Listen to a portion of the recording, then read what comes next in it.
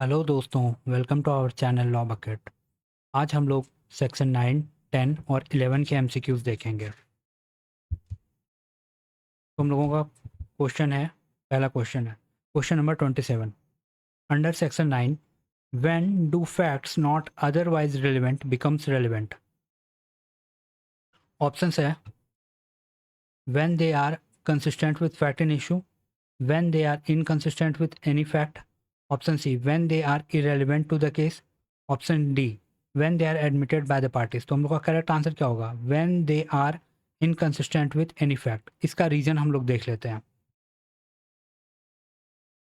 Section 9 स्पष्ट रूप से कहती है कि जो फैक्ट्स अन्यथा रेलिवेंट नहीं हैं वो रेलिवेंट हो जाते हैं यदि वो किसी फैक्ट्स के साथ इनकंसिस्टेंट हो। इनकंसिस्टेंसी रेलिवेंसी पैदा करती है, जबकि कंसिस्टेंसी रेलिवेंसी पैदा नहीं करती है। Question number 28, section 9 deals with, पहला option facts forming part of the same transaction, option B fact showing motive of preparation, option C fact not otherwise relevant becomes relevant, option D fact necessary to explain और introduce fact in issue. तुम लोग का इसमें correct answer क्या है? Fact not otherwise relevant becomes relevant. इसका reason क्या है? रीज़न ये है कि सेक्शन 9 का हेडिंग और उसका टेक्स्ट स्पष्ट रूप से ये स्थापित करता है कि यह उन परिस्थितियों पर लागू होता है जहां फैक्ट्स जो पहली नज़र में इररिलेवेंट लगते हैं फैक्ट इन इशू के साथ उनकी इनकंसिस्टेंसी के कारण रेलिवेंट हो जाते हैं।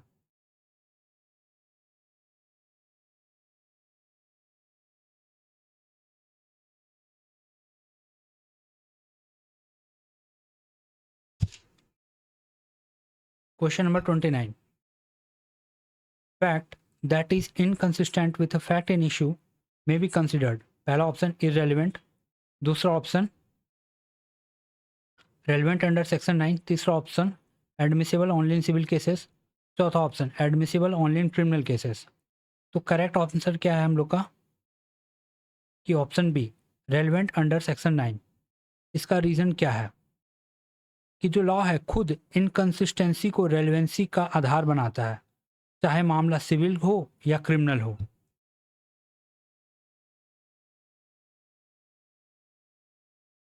Question number 30, section 9 is a part of which chapter of the भारतीय साक्ष्य अधिनियम?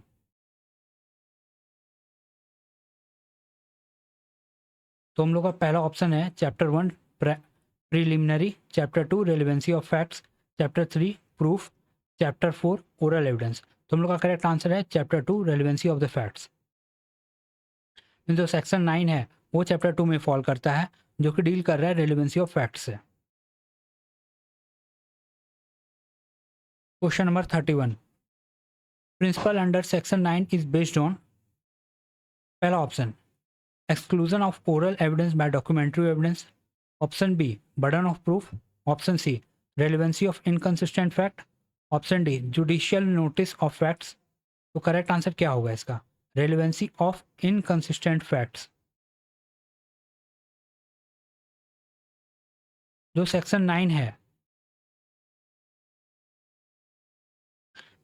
का रिलेशन ना तो बर्डन ऑफ प्रूफ से है और ना ही एक्सक्लूजन से है। इसका पर्पस इनकंसिस्टेंट फैक्ट को रेलिवेंट बनाना है। मतलब सेक्शन 9 जो है इनकंसिस्टेंट फैक्ट को रेलिवेंट बना देता है। Question number 32, if a fact contradicts with another fact in issue it become, पहला ऑप्शन इररिलेवेंट, दूसरा ऑप्शन रेलिवेंट अंडर सेक्शन 9, तीसरा ऑप्शन सेकेंडरी एविडेंस, चौथा option presumption of fact.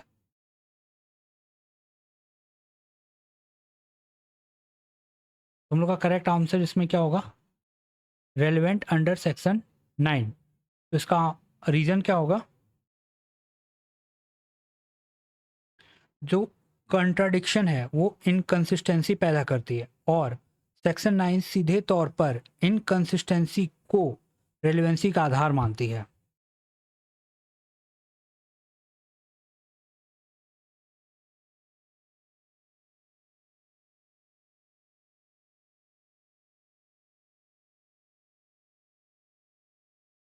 Question number 33.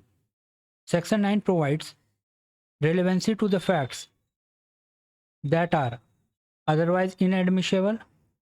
Option B, not otherwise relevant. Option C, already proved. Option C, judicially noticeable. तो इसका option होगा not otherwise relevant.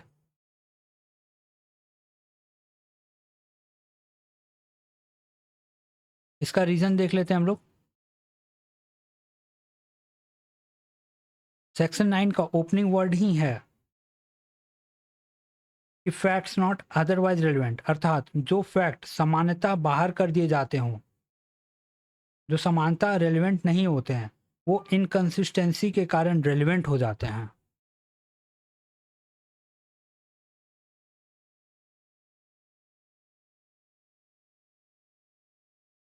Question number 34. Which of the following is an example of section 9? Option A is absconding after crime, is option B is possession of poison, option C a inconsistent statement with fact in issue, option D a complaints after robbery। तुम लोग का correct answer होगा A is inconsistent statement with fact in issue। तो इसका reason क्या होगा? Inconsistent statement या fact section 9 के प्रयोग के सबसे सामान्य उदाहरण होते हैं।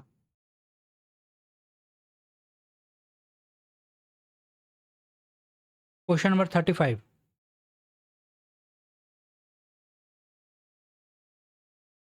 Section 9 applies when option A fact are consistent with fact in issue, option B fact are inconsistent with fact in issue, option C fact are irrelevant to the case, option D fact are admitted by the parties। तो correct answer क्या होगा? Fact are inconsistent with fact in issue. इसका reason क्या है? Only inconsistency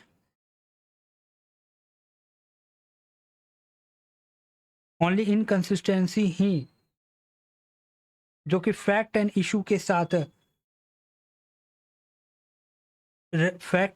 साथ relevant बनाता है। Means हम लोग इसको ऐसे भी कह सकते हैं कि केवल फैक्ट इन इशू के साथ इनकंसिस्टेंसी ही अदरवाइज रेलिवेंट फैक्ट को सेक्शन 9 के अंदर एडमिसिबल बनाता है।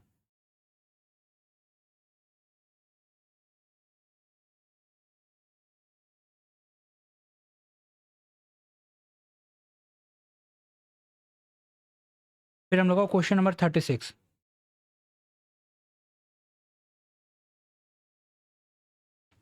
The relevancy under section 9 is conditional upon पहला option judicial discretion, option B inconsistency with fact in issue, option C admission by the parties, option C documentary proof. हम लोग का correct answer है inconsistency with fact in issue.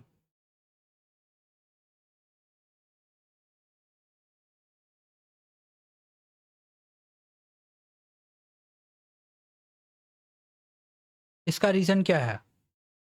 इसका reason ये है कि law खुद ये निर्धारित करता है कि फैक्ट इन इशू के साथ इनकंसिस्टेंसी एविडेंस का इवैल्यूएशन करते समय कोर्ट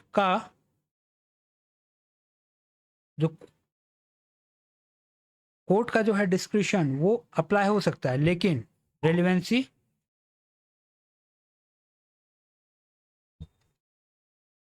का स्टैट्यूटरी आधार इनकंसिस्टेंसी ही होता है।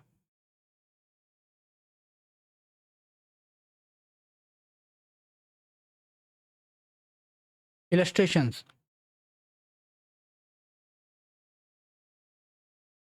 इलस्ट्रेशन ये है, the question is whether A committed a crime at Chennai on a certain day, the fact that on that day A was at Ladakh is relevant, the fact that near the time when the crime was committed A was at a distance from where it was committed, which would render it highly improbable though not impossible that he committed it is relevant।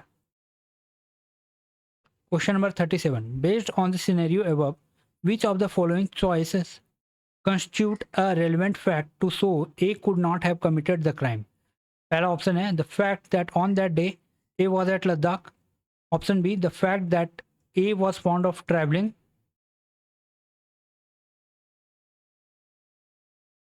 Option C, the fact that A disliked Chennai. Option D, that A the fact that A was wealthy. तो इसका रीजन देख लेते हैं.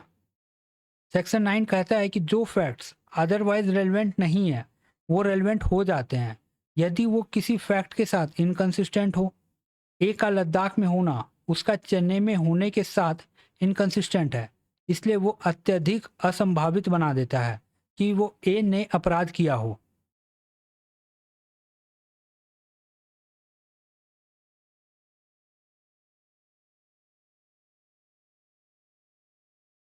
दूसरा illustration.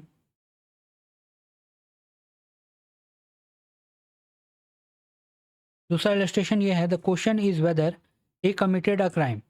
The circumstances are such that the crime must have been committed either by A, B, C और D. Every fact which shows that crime could have been committed by no one else and that it was not committed by either B, C or D is relevant. In this scenario, question number 38, in this scenario, which details gain relevancy under section 9? Question. Options इसके ये हैं, fact which shows that crime was not committed by B, C or D. दूसरा, fact which shows that A disliked the victim. तीसरा, the fact which shows that A was quarrelsome. चौथा, the fact which shows that A was wealthy. तो इसका correct answer क्या होगा? The fact which shows that the crime was not committed by B, C और D. इसका रीजन देख लेते हैं. इसका रीजन ये है कि सेक्शन 9 ऐसे फैक्ट्स को रेलिवेंट बनाता है जो अन्य संभावित व्यक्तियों को बाहर कर दे और केवल अक्यूज्ड की ओर पॉइंट आउट करे. यह दिखाना कि बी, सी और डी ने अपराध नहीं किया ए को अपराध करने वाला एकमात्र संभावित व्यक्ति बना देता है.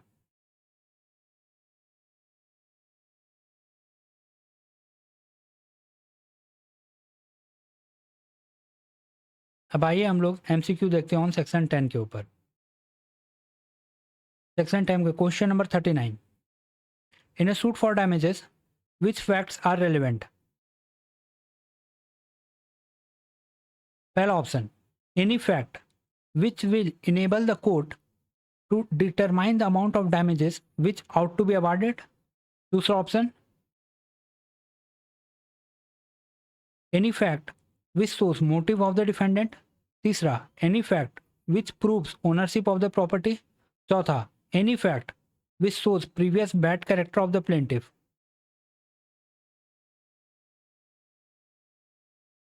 तो हम लोग का करेक्ट आंसर क्या होगा? Any fact which will enable the court to determine the amount of damages which ought to be awarded. तो हम लोग इसका रीजन देख लेते हैं.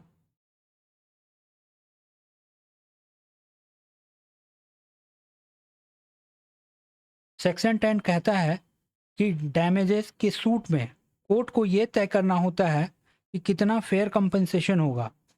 इसलिए कोई भी ऐसा फैक्ट्स जो डैमेजेस की अमाउंट को तय करने में मदद करे, जैसे नुकसान की सीमा, चोट या खर्चे, रेलेवेंट हो जाते हैं.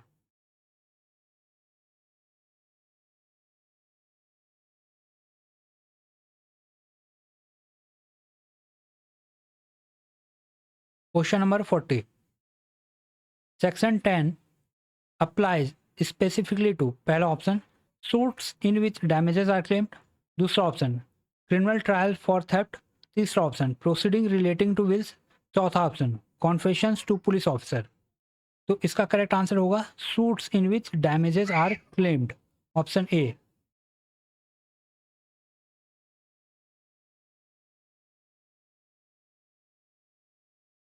इसका रीजन क्या है?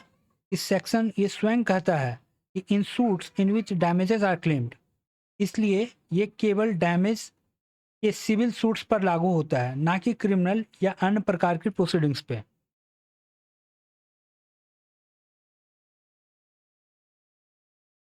Question number 41.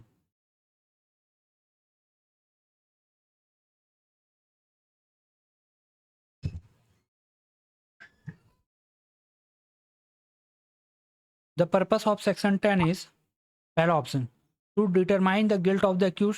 दूसरा option, to enable the court to determine the amount of damages which ought to be awarded. तीसरा option, to exclude oral evidence by documentary evidence. चौथा option, to regulate confessions in criminal proceedings. तो इसका correct answer क्या होगा? इसका correct answer होगा B, to enable the court to determine the amount of damages which ought to be awarded. इसका explanation देख लेते हैं। तो सेक्शन 10 का जो संबंध है ना तो गिल्ट से है और ना ही कन्फेशन से है। इसका पर्पस या ऑब्जेक्टिव कोर्ट को संबंधित फैक्ट पर विचार करके डैमेजेस की सही राशि तय करने में मदद करता है।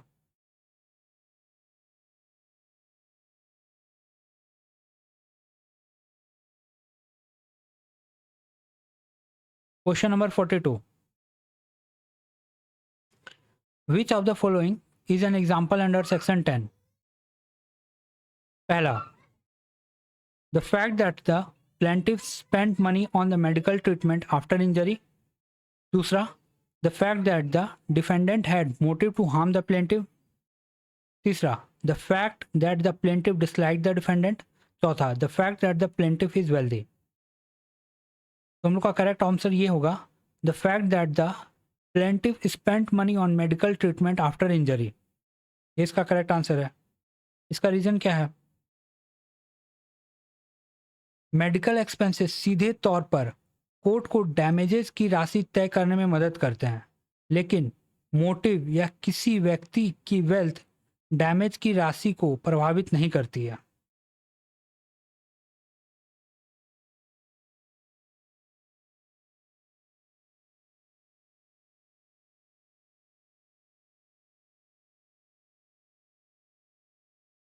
Question number 43,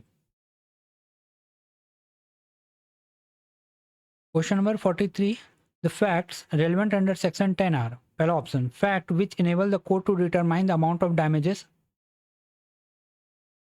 option B, fact which prove the existence of conspiracy. तीसरा, fact which shows preparation for crime. चौथा, fact which prove relationship of the parties. इसका करेक्ट आंसर क्या है? इसका करेक्ट आंसर है A, fact which enable the courts to determine the amount of damages. इसका रीजन देख लेते हैं। सेक्शन 10 का दायरा बहुत ही ज़्यादा सीमित है। केवल वही फैक्ट्स रिलेवेंट है जो डैमेजेस की राशि तय करने में मदद करती है, वही रेलिवेंट होता है।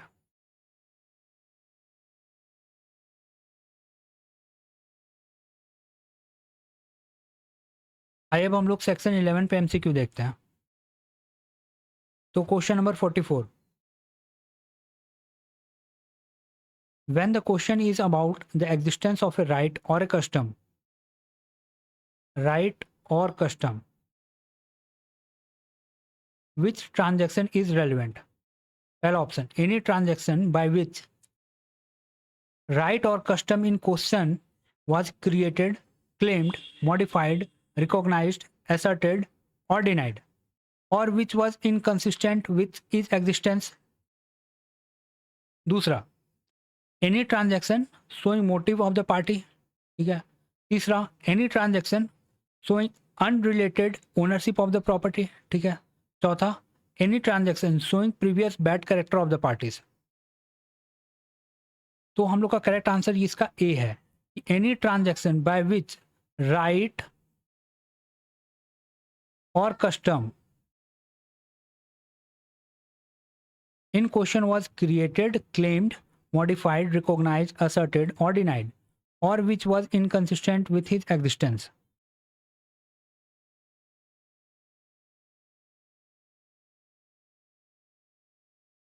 सेक्शन 11A स्पष्ट रूप से कहती है कि जो ट्रांजैक्शन जो किसी right, custom, creation, recognition, denial, modification से जुड़े हों, रेलिवेंट होते हैं, क्योंकि वो सीधे ये साबित करते हैं कि ऐसे राइट या कस्टम एग्जिस्टेंस में है या नहीं है।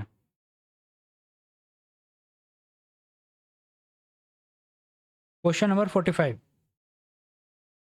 विच particular instances are relevant when right or custom is in question?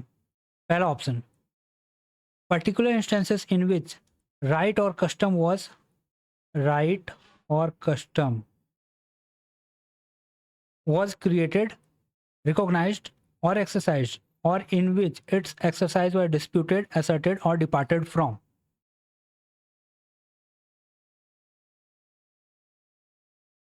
तो करेक्ट आंसर हम लोग का ऑप्शन ए है। अब हम लोग इसका रीज़न देख लेते हैं।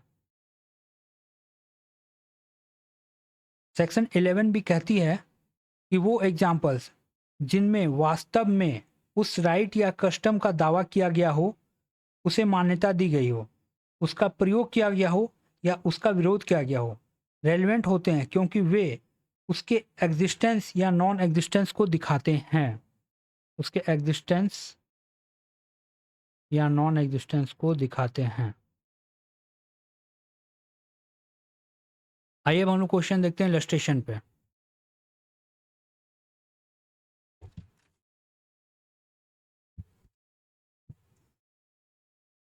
The question is whether A has a right to fishery, a deed conferring the fishery on A's ancestor, a mortgage of the fishery by A's father, a subsequent grant of the fisheries by A's father is reconcilable with the mortgage.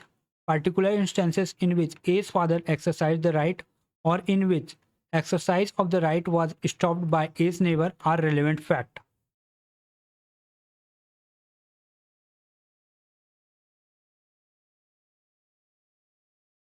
Question: which transaction is relevant when the question is whether A has a right to fishery? Option A deed conferring the fishery on A's ancestor. B, a transaction showing unrelated financial condition of A. C, a transaction showing general opinion of society about A. D, a transaction showing handwriting of A's neighbor. तो correct answer हम लोग का क्या है? Option ए,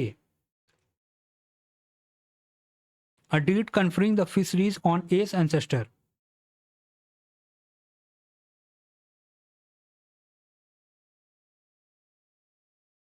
तो हम लोग इसका एक्सप्लेनेशन देख लेते हैं कि सेक्शन 11A कहता है कि वो ट्रांजैक्शन जिनके द्वारा कोई राइट बनाया गया हो या उसे मान्यता दी गई हो, रेलिवेंट होते हैं। ए के पूर्वजों को फिशरी प्रदान करने वाला डीड सीधे उस राइट की ओरिजिन को साबित करता है।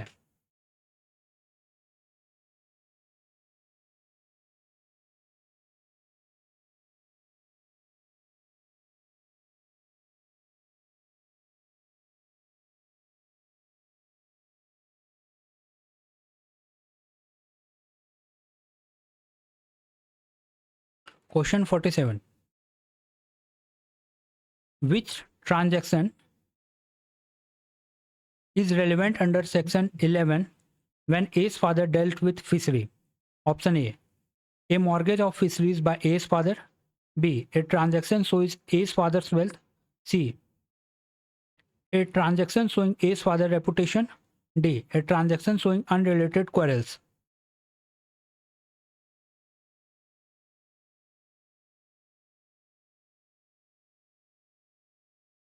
इसका रीजन देख लेते हैं। इसका जो हम लोग का करेक्ट ऑप्शन होगा, करेक्ट आंसर है option A, mortgage of fishery by as father. उसका रीजन क्या है? सेक्शन 11 उन ट्रांजैक्शन को रेलेवेंट बनाता है जिनके द्वारा किसी राइट का दावा किया गया हो या उसमें कोई संशोधन किया गया हो। ए के पिता द्वारा फिशरी का मॉर्गेज करना उस राइट के दावे यानी असर्शन को दर्शाता है, यानी असर्शन को दर्शाता है।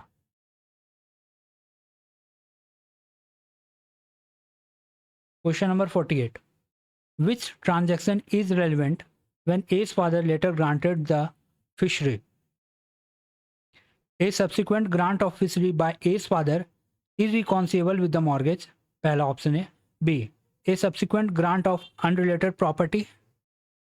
C, a subsequent grant showing A's father's personal relation.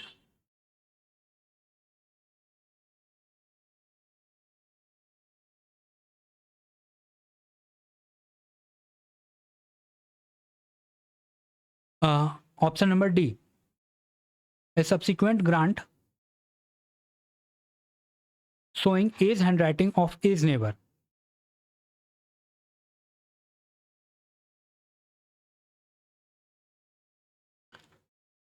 तो हम लोग का इसका करेक्ट आंसर है A subsequent grant of fishery by A's father is reconcilable with the mortgage. तो इसका रीज़न देखते हैं।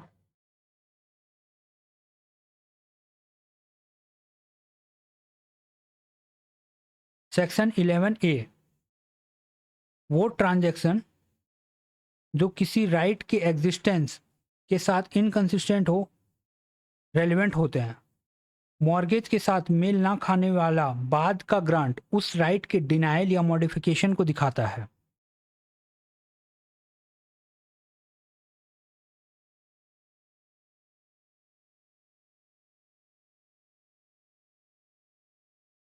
Question number 49, which particular instances are relevant under section 11? Particular instances, options, particular instances in which A's father exercised the right or in which the exercise of right was stopped by A's neighbor. B, particular instances showing A's father's wealth. C, particular instances showing A's father's reputation. Particular instances showing unrelated quarrels. तो हम लोग का इसमें correct answer है A, particular instances in which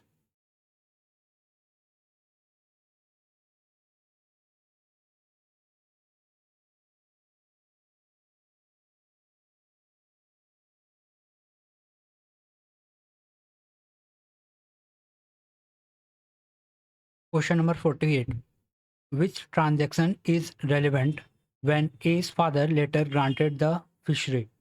Option A, A subsequent grant of fishery by A's father is reconcilable with the mortgage. B, A subsequent grant of unrelated property. C, A subsequent grant showing A's father personal right. D, A subsequent grant showing handwriting of A's neighbor. तो correct answer है हम लोग का A subsequent grant of fishery by as father is reconcilable with the mortgage. इसका हम लोग reason देख लेते हैं।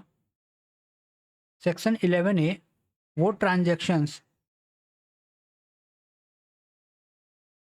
जो किसी राइट के एग्जिस्टेंस के साथ इनकंसिस्टेंट हो, रेलिवेंट होते हैं।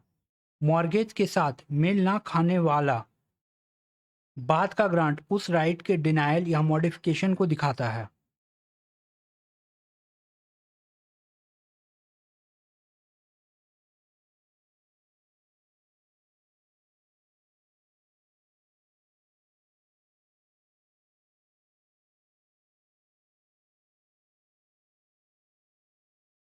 Question number 49, which particular instances are relevant under section 11?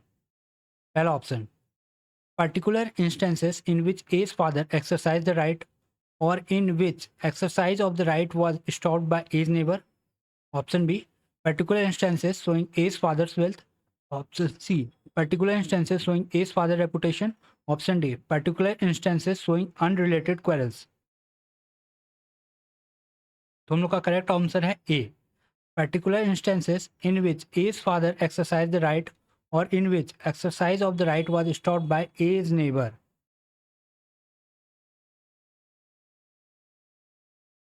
हम लोग इसका एक्सप्लेनेशन देख लेते हैं।